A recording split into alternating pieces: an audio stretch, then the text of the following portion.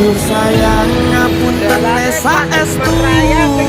yen dereng saged nuruti apa karepmu tapi aja sumelan ana dina liyane bakal tak upayake mbok kepiye carane tresno ora bakal luntur sayang ora bakal goyah senajan kahanane bubrah